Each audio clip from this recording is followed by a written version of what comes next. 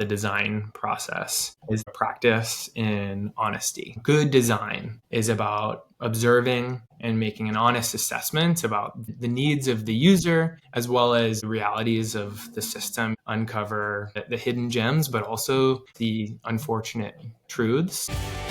Customer experience wisdom, a dash of travel talk. We've been cleared for takeoff. The best meals are served outside and require a passport. Buddy, I have been away from the mic for a few weeks, so I am especially excited to return to recording another CX Open to Work episode. It's your chance, you, the excellent CX Passport audience's chance, to amplify today's guest and his career path. Today, I am pleased to introduce Jameson McFarland, a seasoned CX and experienced design professional with that knack for transforming customer feedback into those actionable strategies, one of my favorite things. Jameson's journey spans roles at LinkedIn, DocuSign, and several other companies, all focused on the customer. Most recently, Jameson was at LinkedIn, where he led efforts to refine support models and integrate agile methodologies. His appearance on today's episode was strongly recommended by former CX Passport alum Sam Stern back in episode 153, who noted Jay's passion for creating authentically customer-centric solutions. Jameson comes to us from San Francisco today, but you'll note if you go look at his LinkedIn profile, that banner shows one of those rare, glorious bluebird days in Seattle when the mountain makes a glorious appearance. In fact, we're recording this episode just days after he returned from 2 weeks in the Pacific Northwest, two beautiful cities. So there might be a little location jealousy on display today. We'll see. Jameson, welcome to CX Passport. Thank you so much, Rick. Really glad to be here. And a huge thank you to you for having me, as well as my former colleague, Sam Stern. He's a CX powerhouse, and I'm so grateful for his intro. Well, one thing we can definitely agree on is that Sam is a CX powerhouse. And yes, listeners, viewers, if you didn't hear it, go back and listen to episode 153. He's an absolute delight to hear from there, and then also in just the CX community and LinkedIn community in general. Jameson, with this being an open to work episode, and we're talking about customer experience, what is it that draws you to customer experience? Why is this particular field amongst all the fields that are out there important to you? Yeah, absolutely. That's a great question. I think my thoughts are sort of twofold here. One, the leading thought, or the reason that really initially drew me to CX in the first place, is it's really easy to get behind. Like, as a concept, customer experience, good customer experience, making interactions better for customers and the business. That's something that really easily clicks for my moral compass. And I think that's probably the case for many people that find themselves in this field. But then on top of that, it's actually a really hard problem to solve. And I think that's actually something that I seek out. And at the very least, it's a hard problem to get right every single day, every single quarter, every single year, over and over and over again. And the way I see it, CX is... It's a function and it's a practice that is really built on the currency of deeper understanding. And you can pretty much always go deeper when it comes to understanding the big, nebulous, faceless customer, let's say, right? So, there's no end to the fun. And I think there's always problems to be solved, and you can always go deeper. And that's something that keeps me coming back. You said something there that it made me grin a little bit. One is those of us inside the CX world. Yeah, well, it's one of those that's relatively easy to embrace. I think it goes even beyond just being in the CX world of, as customers, we want our experience to be better. So it's kind of nice to be behind the curtain of the ones helping experience be better. I really appreciated how you said that it's hard. And I think that's something that isn't as well understood outside of the CX discipline. Whereas people understand experience and they want it to be good, they may not understand hard. What did you mean by that? What is it about CX that's particularly hard, which makes it a challenge, which makes it fun to unlock for you? Yeah. Well, I think really at the core of it, I think there is the outcome that is good customer experience. Mm-hmm. But then there's also something very different, which is a good CX function, a good CX team, an effective, impactful group of people within an organization that are owning CX. And I think there's, rightfully so, a lot of obsession around the outcome part of things. But actually, I think conceptually, it's maybe harder to pin down the perfect recipe for a good CX function itself and how you actually drive that outcome. And this is something we could talk about all day, but I think you see a lot of misnomers across, various businesses and across the field in terms of, what CX is, what CX isn't. And it's not always easy. In fact, I would say it's almost always not easy to parse together what is the perfect, dynamics within your organization to make that outcome a reality. And I think a lot of people get stuck in the quagmire of like being attached to the concept of customer obsession, but not necessarily knowing what to do next. And I think that's something that you can toy with endlessly. And I think so rarely does it come together perfectly in a business. This is your captain speaking. I want to thank you for listening to CX Passport today. We've now reached our cruising altitude, so I'll turn that seatbelt sign off. While you're getting comfortable, hit that follow or subscribe button on your favorite podcast app so you'll never miss an episode. Love it if you'd tell a friend about CX Passport. Leave a review so others can discover the show as well. Now, sit back and enjoy the rest of the episode. That's a good distinction of because all of us are driving. Well, we should be driving towards an outcome, not just a nifty journey map, but rather an outcome. It's that how that outcome is crafted. What does the team look like? How is that put together? One, there's a myriad of solutions that are out there, or solutions. Let's back away from that word. Options that are out there, because a solution the word presumes that something was actually solved, but there's plenty of options that are out there. Let's go to that first part of it. How in your past, how have you created an experience that your customers wanted in your past? Yeah, one initial project comes to mind, and this is from one of my previous roles. We were involved with a pretty significant change or evolution to one of our more technical products. And really, the customer need at the center of this project was an ask for more self-serve capabilities for this product. And given the technical nature of this product, there was a lot of hand-holding historically that needed to take place to even get customers up and running with the product itself. And there was, within that, sort of bucket of, hand-holding activities, there was a number of different teams that had various pieces of that process, or owned various pieces of that process. And so we were tasked with understanding if we were going to transition this product to a fully self-serve model, one, what does that look like? What is the future state of this product if it's fully in the hands of the customers? Because really what they're asking for is, can we turn this product on ourselves without coming, to a customer-facing rep to make that happen? And then two, how do we stair step from the current experience, which is mostly not self-serve, to the future, which is fully self-serve? And one of the things that immediately became clear is that because of various customer, technical capabilities and the way that our product roadmap was evolving itself, it wasn't going to be an overnight change. Like, there was no world where we said, okay, we all, thousands and thousands of customers that are not self-serve today. By the way, tomorrow you're going to be doing this yourself. No magic wand? Come on. Right. So what I did is I went really deep on understanding the current process. Started with some setting a baseline by doing some journey mapping of what was working right now, what were the sort of the finer details of all the different interaction points within this onboarding process, which was, again, pretty complex.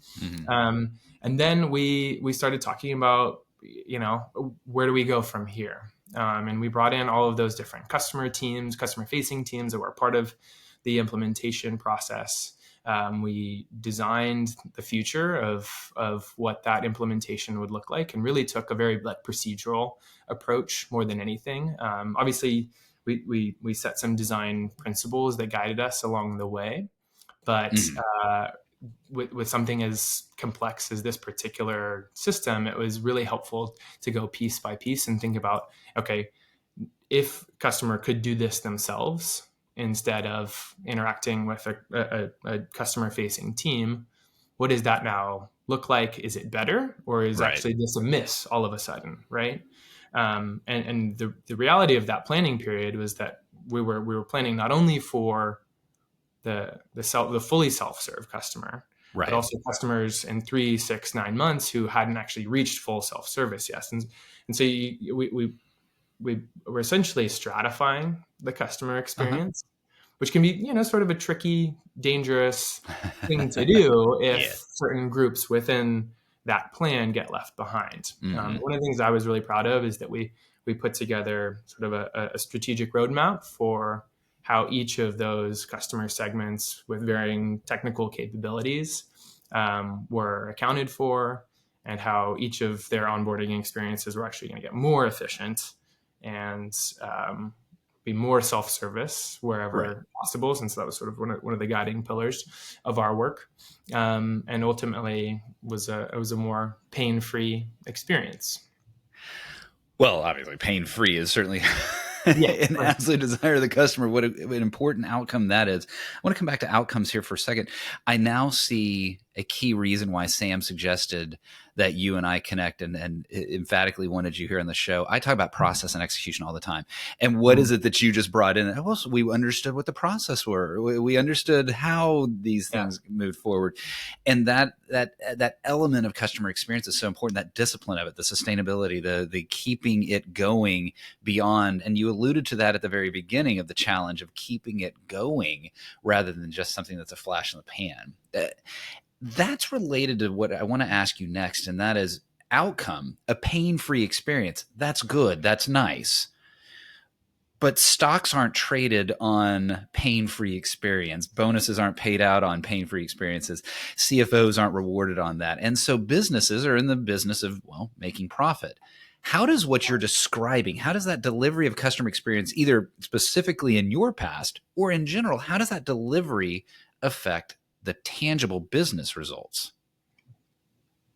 yeah, yeah. Well, in this particular case, I think the very immediate outcome was very simply product utilization. Right, you Uh-huh. have a pretty robust technical product that maybe looks a little bit different depending on the customer. Mm-hmm. But if there's roadblocks along the way, just getting things up and running, I think that immediately leaves a bad taste in the customer's mouth. And Right. then, time goes by, maybe that bad taste is still there, and the product is up and running technically, but is perhaps not actually a part of their workflow and isn't Mm-hmm. a part of the way that they do business anymore.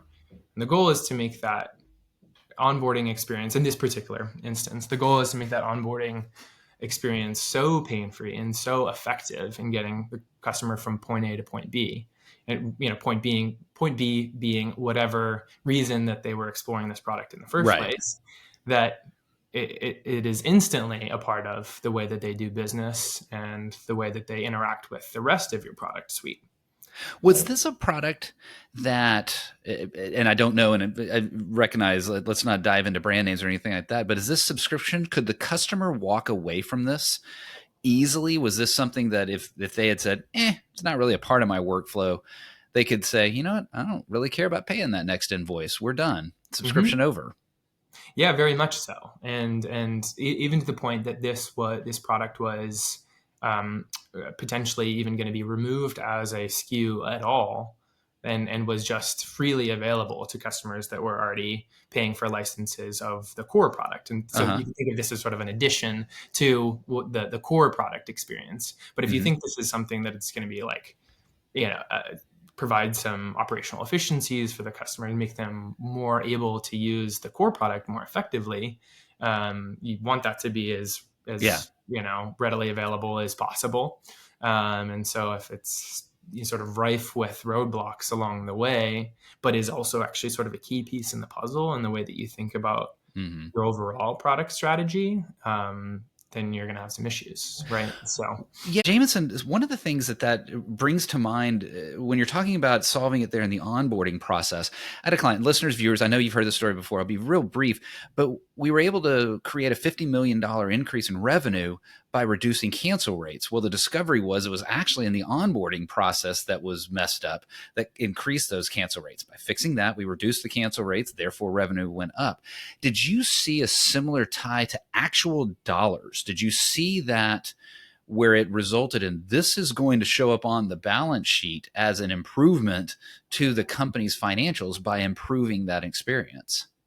yeah. In this case, absolutely. Right. I mean, this product, again, was sort of an addition to the core product experience. And so if you think about it, the metrics for usage and the things that the customer is measuring for this particular product is one and the same with the sort of the key, product experience that they were measuring. So when it comes time for a value review or any sort of, assessment checkpoint and the efficacy of the product that the customer has purchased, then a more efficient onboarding process for this sort of accelerator of the key workflows is going to be, is going to pop out on page. And that's one of the things we looked at is like this product was helping customers use the rest of our products more effectively.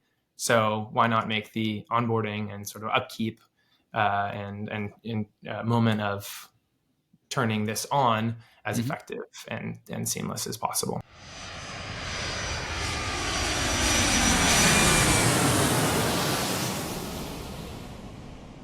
It's a little change of pace here. I know there probably weren't a whole lot of first-class lounges between the Pacific Northwest and San Francisco, but who knows? It's a short flight. It's still nice to stop off in a lounge. Heck, I've done it when I've been going from Phoenix to Dallas. The lounge is a nice little treat. So join me here in the first-class lounge. We'll move quickly here and have a little bit of fun. What is a dream travel location from your past?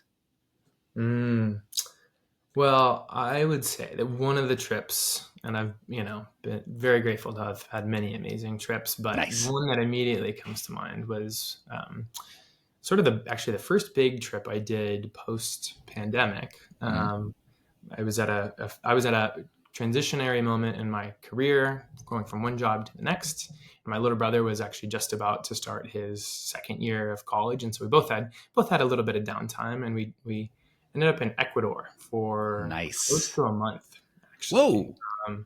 It was a pretty long trip. Just sort of bounced around. Didn't have a huge itinerary other than the bookends. But one of the things we stumbled upon along the way was the accessibility to the Galapagos Islands. And I would say, as bucket list locations go, the Galapagos is more amazing than anywhere I've ever been. We saw so much wildlife. It's so, the scenery there itself is incredible. And there's opportunities to actually go out and explore some of the more remote parts of the island on like boat tours. We ended up spending like 5 nights on a boat and just did a whole bunch of snorkeling, a whole bunch of hiking on little islands, and saw so much of the natural beauty of that place. That sounds really delightful. It shows how, and I'm very guilty of not doing this, but how slow travel really can unlock some experiences that you wouldn't have otherwise. So my jealousy meter, I thought it was going to be location jealousy just about San Francisco and Pacific Northwest. Now you added a third. So thanks a lot.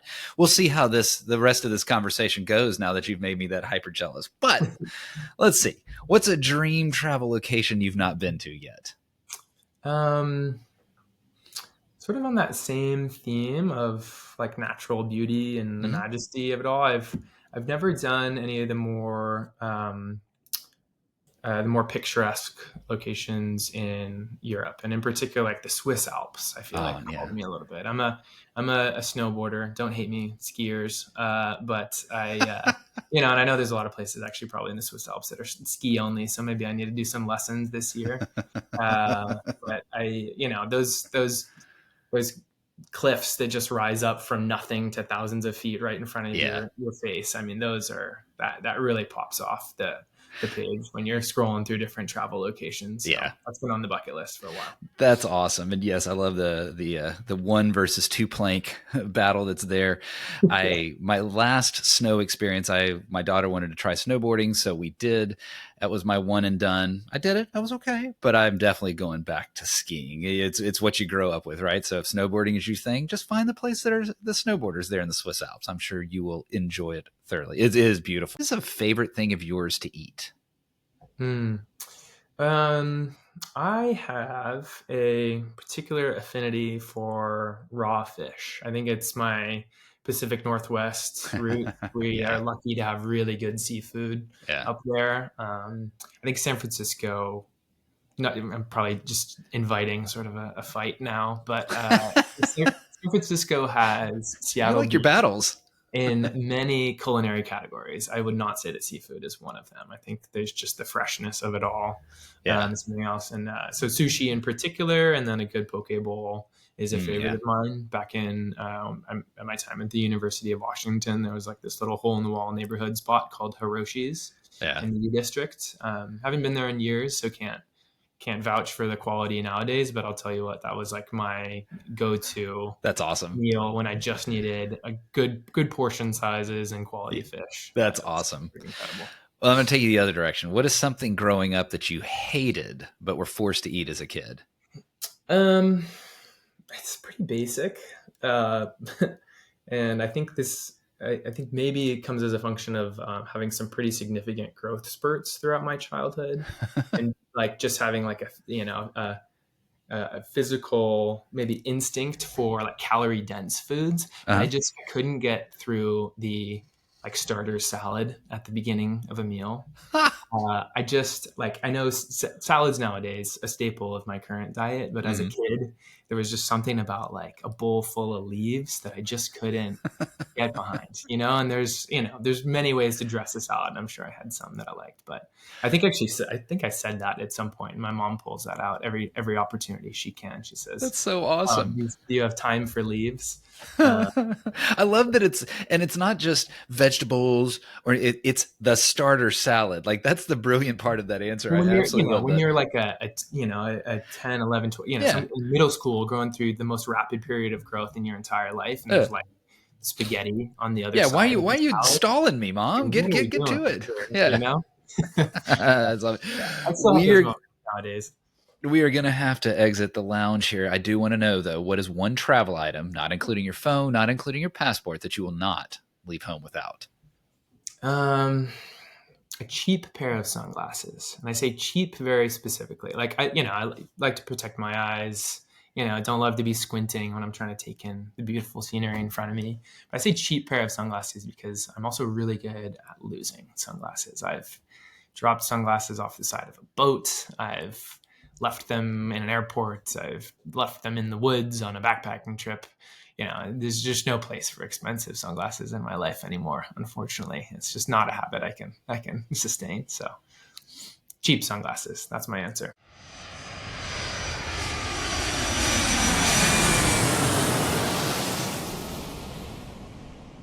I had the rights to it. The interstitial you just heard would have been a ZZ Top song. However, one, that dates me, and folks may not have any idea what I'm talking about. And two, I can't afford those rights. So don't worry about that.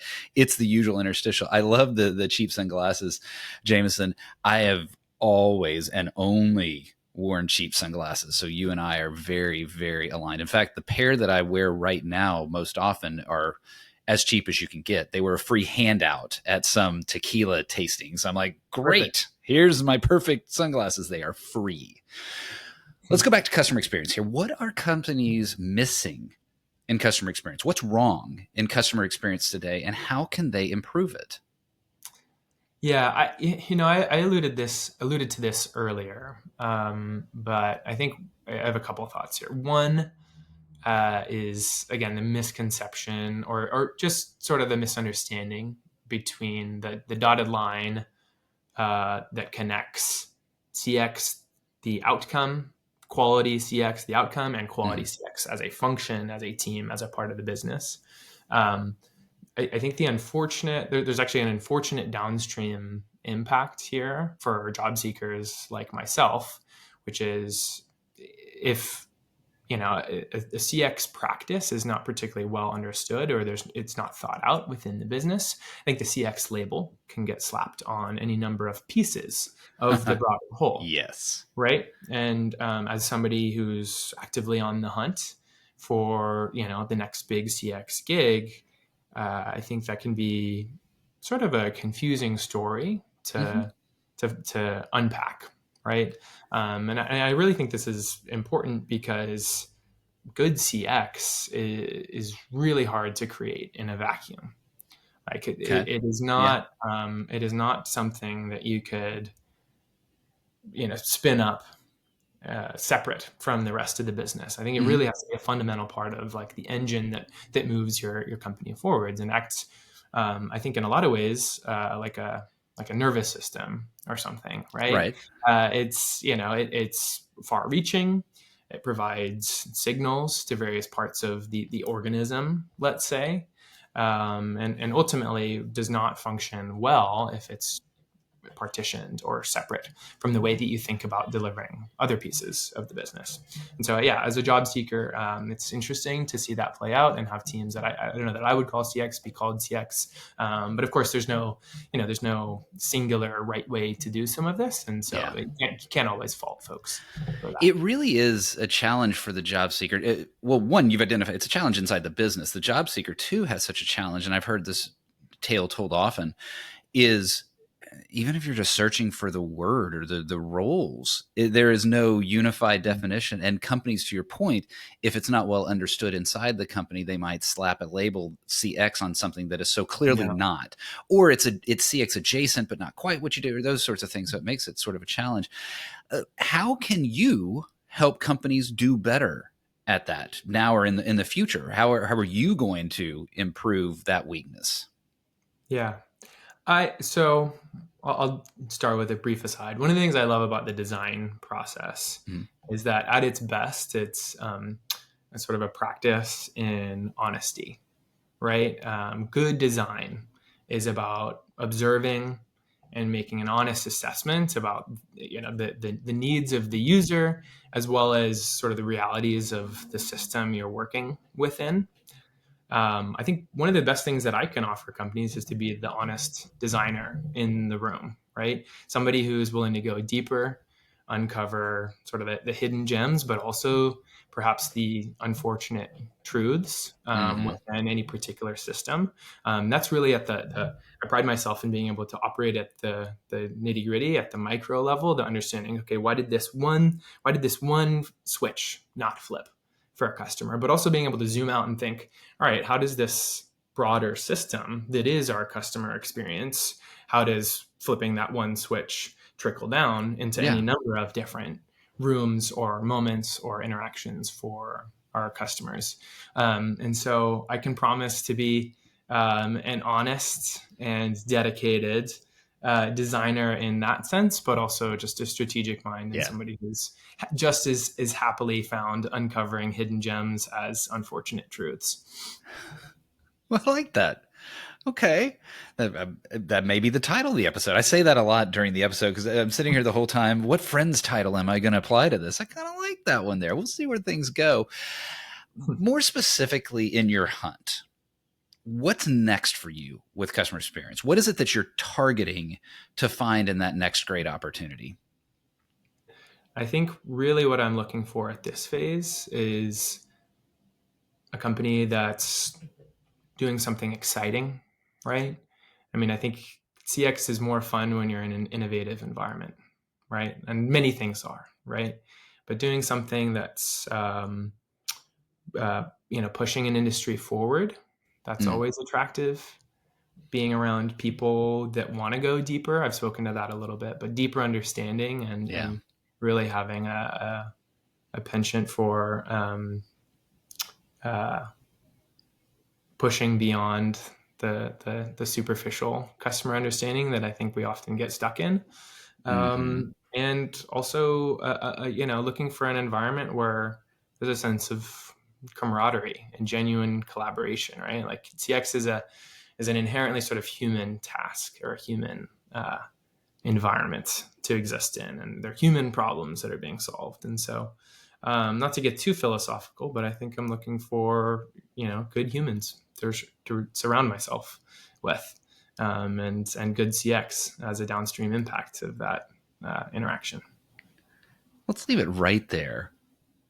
Listeners, viewers, let's help Jameson find good humans to surround himself with. And hearing what you're saying, Jameson, about that idea of the details, because how are you going to get the deeper understanding without those getting into the details, but then that wider view so that you aren't misunderstanding some detail out of context. And it's the context that helps you generate those business results as well. And that honesty aspect of the delightful elements and the uncomfortable truths it's not easy to find someone that's going to do that and do that successfully and do that boldly. And so that would be an attractive path for a company to bring someone like that in. If someone wanted to get to know a little bit more about you, your approach to CX, just who you are, what's the best way for them to get in touch? Yeah, I think probably my LinkedIn is the best place to start. That's Jameson McFarland on LinkedIn. Always open to coffee chats, always open to learning more about what other folks are doing and what's happening in their world. So reach out. We'd love to connect, and would love to share a little bit more about what I think I can do for your org. Well, I'm certainly glad that a LinkedIn alum chose LinkedIn as the best way to get in touch. So that was a wise choice, right? And yes, I will get that as always into the show notes below. Jameson, I enjoyed just getting to talk to you, getting to hear a little bit more about who you are, and to get a little bit more sense of your approach to customer experience, where you think there are the challenges and how you're going to be able to help that next company overcome those challenges. Jameson, thank you for being on CX Passport. Thank you so much, Rick. Glad to be here.